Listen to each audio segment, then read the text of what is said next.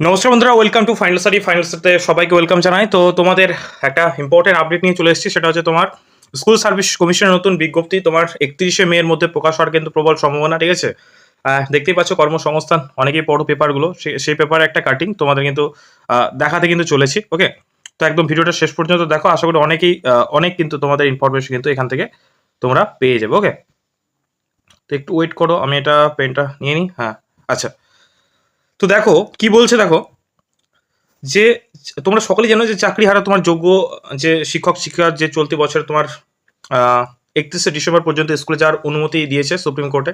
ঠিক আছে, তবে যারা অযোগ্য প্রার্থীদের এই সুযোগ কিন্তু দেওয়া হয়নি। অন্যদিকে তোমার গ্রুপ সি এবং গ্রুপ ডি পদে যারা চাকরি হারা তাদের প্রার্থীদের স্কুল যাওয়ার অনুমতি কিন্তু মানে দেওয়া হয়নি। ঠিক আছে, তাহলে যেহেতু অনুমতি দেওয়া হয়নি সেহেতু তোমরা এটা আশা রাখতে পারো যে সামনে তোমাদের এসএসসির গ্রুপ ডি এবং গ্রুপ সি এবং ডি পদে কিন্তু এক্সাম হওয়ার কিন্তু প্রবল সম্ভাবনা আছে। ওবিসি কেস মেটার পর, মানে জুলাই মাস, ঠিক আছে, ধরে রাখতে পারো জুলাই মাসের পর এই কিন্তু সম্ভাবনা আছে গ্রুপ ডি এবং গ্রুপ সি এর এক্সাম হওয়া। ঠিক আছে, নোটিফিকেশন একটা আসা। ওকে, যোগ্য শিক্ষক শিক্ষিকারা 31 ডিসেম্বর তোমার আগের পদ্ধতি কিন্তু যথারীতি মাইনে পাবেন। ঠিক আছে, ডিসেম্বর পর্যন্ত 31শে ডিসেম্বর পর্যন্ত তাদের চাকরি বহাল আছে বলে এরকমই একটা মানে ঘোষণা করেছে সুপ্রিম কোর্ট। ঠিক আছে, 3 এপ্রিল সুপ্রিম কোর্টের রায়ে নবম, দশম এবং একাদশ এবং দ্বাদশ আর গ্রুপ সিডি এর 3টে পরীক্ষা মিলিয়ে মোট 25,772 জনের চাকরি বাতিল হয়। ওকে, তাহলে সকলেই আশা করি জানো। ওকে, এবার যেটা ইম্পর্টেন্ট যেটা আপডেট দেয়া সেটা হচ্ছে তোমার একটা এই পেপার একটা দিয়েছে, দেখে নাও, সুন্দর করে তোমাদের জানিয়ে রাখি। ঠিক আছে, যে এক নজরে স্কুল সার্ভিস কমিশন কি কি ওরা জানিয়েছে সেটা তোমাদের দেখিয়ে দিচ্ছি, পরপর করে তোমরা দেখতে থাকো। ঠিক আছে,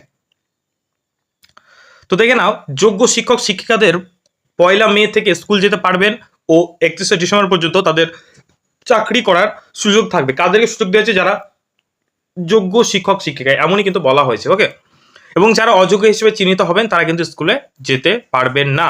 ঠিক আছে, তাহলে 31শে ডিসেম্বরের মধ্যে নিয়োগ প্রক্রিয়া শেষ করতে হবে, এটাই জানিয়েছে। ঠিক আছে, মানে 31শে ডিসেম্বরের মধ্যে পরীক্ষা নিয়ে নিয়োগ প্রক্রিয়া কমপ্লিট করতে হবে। যে নতুন যে আমাদের এক্সাম যে আসতে চলেছে, নোটিফিকেশন আসতে চলেছে এক্সাম হওয়ার। ঠিক আছে, গ্রুপ সি এবং ডি পদে চাকরিহারা প্রার্থীরা স্কুল যেতে পারবেন না। ঠিক আছে, এটা নিয়ে একটু পরে বলছি, গ্রুপ সি ডি এর ব্যাপারটা নিয়ে। ঠিক আছে, তো তোমাদের যেটা 31শে মের মধ্যে নতুন নিয়োগের জন্য বিজ্ঞপ্তি দিতে হবে। ঠিক আছে, তাহলে নতুন নিয়োগের বিজ্ঞপ্তি আসছে তোমার 31শে মের মধ্যে। এটা একটা ব্যাড নিউজ হচ্ছে, এখানে আমরা যতটুকু জানতে পারছি যে তোমার নতুন যে নিয়োগ প্রক্রিয়াটা হবে সেখানে তোমার 2016 সালে যারা এক্সাম দিয়েছিল, যারা এসএলএসটি পরীক্ষা দিয়েছিল 2016 সালে, যে সমস্ত ক্যান্ডিডেটরা বসেছিল তারাই এক্সাম দেওয়ার অগ্রাধিকার পাবে, এরকমই কিন্তু জানানো যাচ্ছে। কিন্তু সুপ্রিম কোর্টে যে জাজমেন্টটা আমরা পেয়েছিলাম, যে কপিটা পেয়েছিলাম সুপ্রিম কোর্ট থেকে যেটা দেওয়া হয়েছিল, সেখানে কিন্তু কোনো জায়গায় স্পষ্ট করে লেখা নেই যে 2016 সালে যারা পরীক্ষা দিয়েছিল এসএলএসটি তারাই পরীক্ষা দিতে পারবে। ঠিক আছে, তো এখানে একটা মানে এখনো আমাদের কাছে ব্যাপারটা ক্লিয়ার না। তবে আমাদের যা ওয়েস্ট বেঙ্গলের সরকার, তবে মানে ওরা ওই 2016 সালেই যারা ক্যান্ডিডেট আছে তাদেরকে কিন্তু অগ্রাধিকার দেওয়ার পসিবিলিটি কিন্তু বেশি। তবে আমি কখনোই চাইবো না, আমি চাইবো বা আমাদের চ্যানেল থেকে এটাই আমরা বলবো যেন সমস্ত যারা ক্যান্ডিডেট, যারা নতুন যারা ক্যান্ডিডেট রয়েছে 2016 সালকে অবশ্যই প্রাধান্য দেওয়া হোক, এবং তার পাশাপাশি যারা নতুন যারা ক্যান্ডিডেট যারা এলিজিবল তাদেরকেও পরীক্ষাতে বসতে দেওয়া হোক। তোমরা অবশ্যই কমেন্ট বক্সে জানাও যে এটা করা কতটা ঠিক। যে শুধুমাত্র এখানে যেটা মানে খবরের পেপারে যেটা লেখা আছে যে 2016 সালের নিয়োগ বিধি অনুযায়ী শুধুমাত্র যারা 2016 সালে যারা পরীক্ষা দিয়েছিল তাদেরকে অগ্রাধিকার দেওয়া হবে, এরকমই একটা আপডেট পাওয়া যাচ্ছে। তো তোমরা অবশ্যই তোমাদের মতামত কমেন্টে জানিও।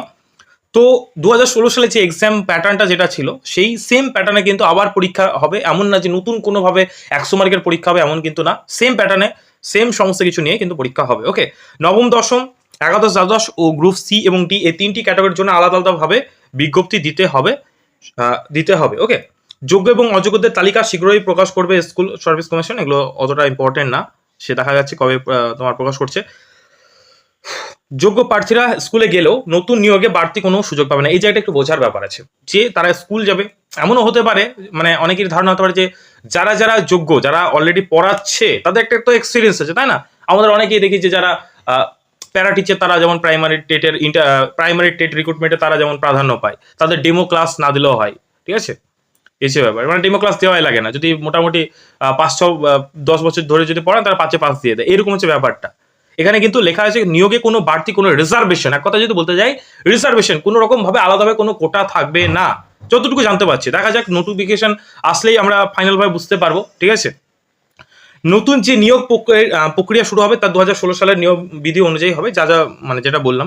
100 নম্বরের প্রার্থী বাছাই পরীক্ষা হবে, ঠিক আছে। 100 নম্বরের টোটাল, মানে রিটেন এক্সাম 100 নম্বর হবে না, তার মধ্যে হচ্ছে 50 নম্বর শিক্ষাগত যোগ্যতায় থাকবে, মানে 50 নম্বর তোমার যে সাবজেক্ট সেখানে কিন্তু পরীক্ষা হবে। এখানে কিন্তু কোনো রকম পিটি চাওয়া হয়নি, মানে যে প্রিলিমিনারি টেস্ট যেটা হওয়ার পসিবিলিটি আছে, যদি নতুনভাবে যদি সবাইকে যদি বসতে দেয় তাহলে পিটি হওয়ার চান্স কিন্তু রয়েছে, ঠিক আছে।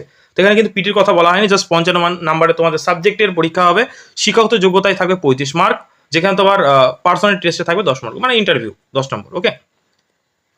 50 নম্বরের লিখিত পরীক্ষার প্রশ্ন হবে এমসিকিউ টাইপের, বলে দেওয়া হয়েছে সংশ্লিষ্ট বিষয়ের উপর, মানে সাবজেক্টের উপর। প্রতিটি প্রশ্ন থাকবে 1 নম্বর করে, সময় হচ্ছে 1 ঘন্টা। একাডেমিক স্কোরে 35 নম্বর কিভাবে ডিডাক্ট হবে একটু দেখে নাও।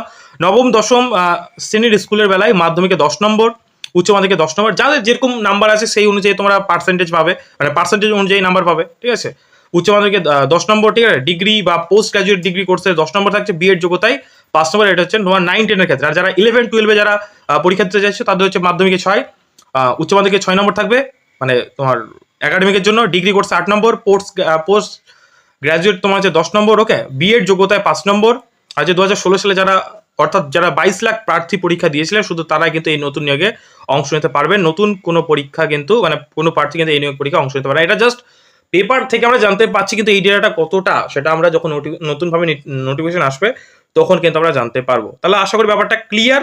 এবং যারা গ্রুপ সি এবং ডি, তাদের কিন্তু স্কুলে যাওয়ার কিন্তু অধিকার কিন্তু দেওয়া হয়নি, সেহেতু নতুনভাবে পরীক্ষা হওয়ার পসিবিলিটি আছে। যারা যারা চাও তারা কিন্তু অবশ্যই সিডি, ঠিক আছে, তোমরা যারা চাও তারা ডেসক্রিপশন বক্সে একটা লিঙ্ক আছে, সেই হোয়াটসঅ্যাপ গ্রুপটা জয়েন করে নাও। এটা তোমাদের যে কোনো টিচার্স এক্সাম রিলেটেড, ঠিক আছে, এই গ্রুপটা। তো তারা সেই গ্রুপ জয়েন করে নাও, তোমাদের যথেষ্ট আমরা হেল্প করার চেষ্টা করবো। যারা যারা এসএসসি যারা এক্সাম দিতে চলেছে তাদেরও আমরা গাইডেন্সের জন্য একটা গ্রুপ খুলেছি, তাদেরকে কিন্তু সেখানে গাইডেন্স দেবো। যারা যারা চাও তারা অবশ্যই গ্রুপটা জয়েন করে নাও। যথেষ্ট আমরা চেষ্টা করবো যাদের স্টাডি ম্যাটেরিয়াল হোক বা কোনো ডাউট থাকলে সেই জায়গায় আমরা অ্যান্সার করে দেবো। হোয়াটসঅ্যাপ গ্রুপ আছে, তারা ডেসক্রিপশন বক্সে চলে যাও, সেখানে একটা লিঙ্ক আছে, সেই গ্রুপে জয়েন হয়ে যাও। আর ভিডিও যদি ভালো লাগে অবশ্যই একটা লাইক করে দিও, চ্যানেল নতুন হলে অবশ্যই চ্যানেলটিকে সাবস্ক্রাইব করে দিও। আর যাদের তোমাদের ফ্রেন্ড সার্কেল যারা আছে তাদের মধ্যে অবশ্যই শেয়ার করে দিও। থ্যাংক ইউ ভিডিওটা শেষ পর্যন্ত দেখার জন্য। দেখা হচ্ছে পরে কোনো ক্লাসে বা পরে কোনো ভিডিওতে। Thank you.